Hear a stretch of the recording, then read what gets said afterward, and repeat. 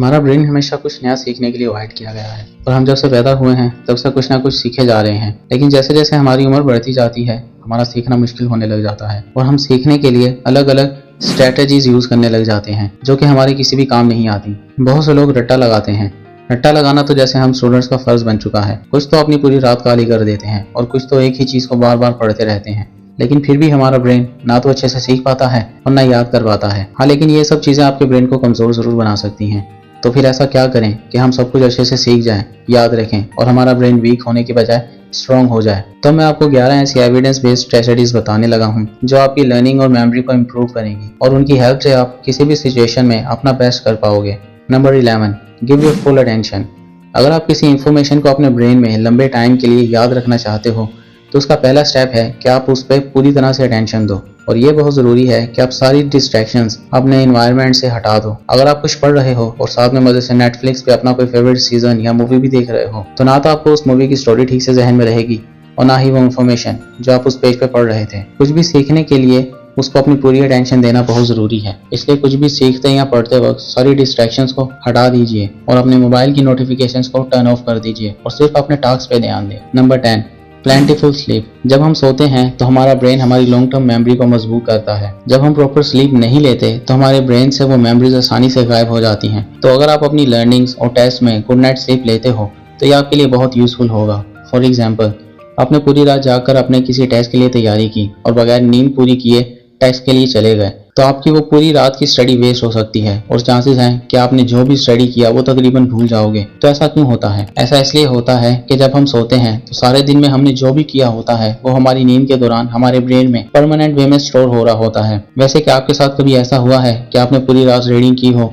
और अगले दिन टेस्ट में जाके काफी कुछ भूल गए हो? अगर ऐसा हुआ तो कमेंट्स में जरूर सबसे शेयर करो। Number 9, repeat and repeat. किसी चीज को बार बार रिपीट करना हमको उसको सीखने में बहुत हेल्प करता है। अगर हम किसी इन्फॉर्मेशन को बार बार रिपीट करेंगे तो हम उसको अच्छे से याद रख पाएंगे, लेकिन इसके लिए ये भी जरूरी है कि आप उसको रिपीट करने में स्पेस भी रखो। टॉपिक को रिपीट करो, फिर कुछ देर ब्रेक लो और इसी प्रोसीजर को रिपीट करते रहो। इस बात को ध्यान में रखते हुए कि आपके पास टोटल कितना लिमिटेड टाइम है सीखने के लिए। फॉर एग्जाम्पल, अगर आपके पास एक हफ्ता है तो आप रोजाना एक दिन का ब्रेक देकर अपने उस टॉपिक को रिपीट करो।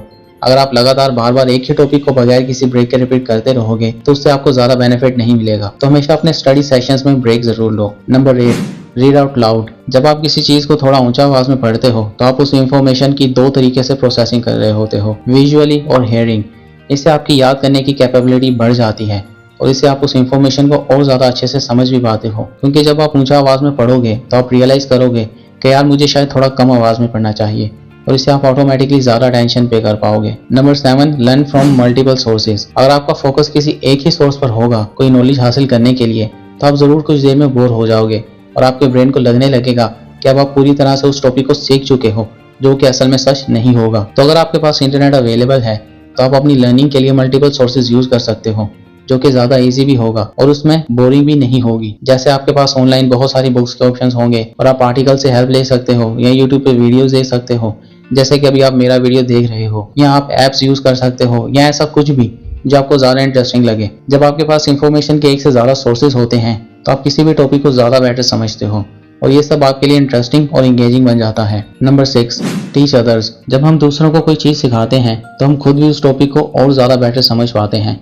और उससे हमारी नॉलेज में जो कमी होती है वो भी हमको पता चल जाता है। टीचिंग एक तरह से रिवीजन का एक फॉर्म है जो हमें हमारी नॉलेज को भी टेस्ट करने में हमको हेल्प करती है। अगर आपके पास कोई ऐसा नहीं जो आपकी एक्सप्लेनेशन को सुने तो आप अपने डॉग या कैट को ही सुना दीजिए या फिर आप खुद को भी आईने के सामने सुना सकते हो। Number 5, learn in diffuse mood.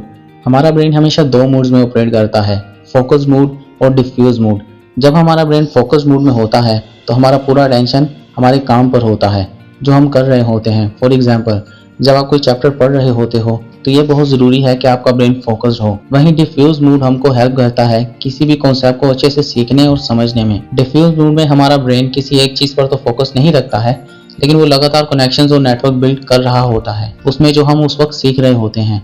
अपने ब्रेन को डिफ्यूज मोड में लाने के लिए हमको हमारे फोकस स्टडी सेशंस में अलग अलग तरह की एक्टिविटीज करनी चाहिए, जैसे थोड़ा सा वॉक कर लिया या फिर थोड़ा सा एक्सरसाइज कर लिया या ऐसा कुछ भी बीच बीच में करने से हमारी लर्निंग में काफी सपोर्ट होती है। Number 4, listen to music. Music हमको फोकस्ड और रिलैक्स्ड रहने में हेल्प करता है।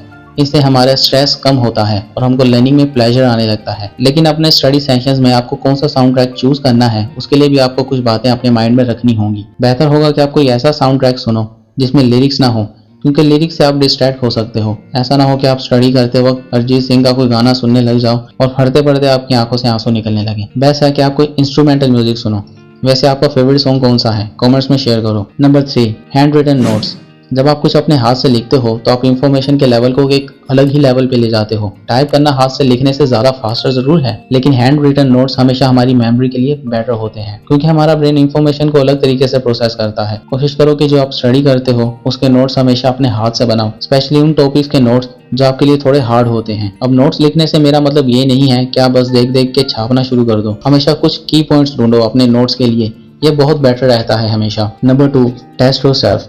जब आप कुछ भी बहुत जल्दी सीखने की कोशिश करते हो तो आपको सेल्फ टेस्टिंग से बहुत बेनिफिट मिलता है, क्योंकि वो रिसर्च से डिस्कवर हुआ है कि खुद को सेल्फ टेस्ट करने से आपका लर्निंग प्रोसेस एक्सट्रीमली इफेक्टिव और फास्ट हो जाता है। अब जब भी खुद को टेस्ट करोगे तो चाहे आपके आंसर गलत हो, तब आपको आपके गलत आंसर्स की वजह से करेक्ट आंसर्स को याद रखने में हेल्प मिलेगी, क्योंकि आप खुद को फोर्स कर रहे हो खुद अपने आंसर्स को रिव्यू करने के लिए। Number 1, make it interesting. अपनी स्टडी को जितना हो सके थोड़ा अलग और फन वे में करने की कोशिश करें, जिससे आपको चीजों को अच्छे से याद रखने में हेल्प मिलेगी और आप मोटिवेटेड भी रहोगे। मैं आपको कुछ आइडियाज देता हूँ और आप इनमें अपने आइडियाज भी शामिल कर सकते हो। Use a board. बोर्ड पे लिखना बहुत इंगेजिंग होता है। इससे आपको ऐसा फील होगा कि जैसे मूवीज में डिटेक्टिव क्राइम्स को सोल्व करने के लिए बोर्ड्स यूज करते हैं। Use a board to connect your ideas. Mark the key points. कोशिश करो कि बहुत सारे कलरफुल बुकमार्क यूज करो ताकि आप अपने मेन आइडिया को ट्रैक करते रहो। Draw a picture. ड्राइंग करना लर्निंग के लिए बेस्ट स्ट्रेटजी हो सकता है, क्योंकि इससे आपकी क्रिएटिविटी बाहर निकलती है। अगर आप अपनी इंफॉर्मेशन को कुछ फनी इमेजेस से लिंक कर दोगे तो आप उस टॉपिक को एंजॉय भी करोगे और अच्छे से याद भी रखोगे। Learn from videos. वीडियो से हम फन वे में इंफॉर्मेशन ले सकते हैं और इससे हम बोर भी नहीं होते। तो अपने लिए कोई ऐसा चैनल ढूंढिए, जैसे कि ये चैनल जिसपे आप ये वीडियो देख रहे हो। Make it game. आप अपने किसी दोस्त से या खुद से कंपटीशन कर सकते हो कि कौन कितना जल्दी सीखता है। जैसे कि आप कोई टाइम लिमिट सेट कर सकते हो कि ये तो मैं बस 30 मिनट में सीख जाऊंगा। छोटे छोटे चैलेंजेस और गोल्स आपके स्टडी सेशंस को और इंगेजिंग बना देंगे। Give yourself a prize. आप खुद को कोई चॉकलेट या फिर कोई मूवी ऐसा प्राइज डिसाइड कर सकते हो स्टडी के बाद। इससे आप अपने हैवी स्टडी सेशंस में भी ट्रैक पे रहोगे।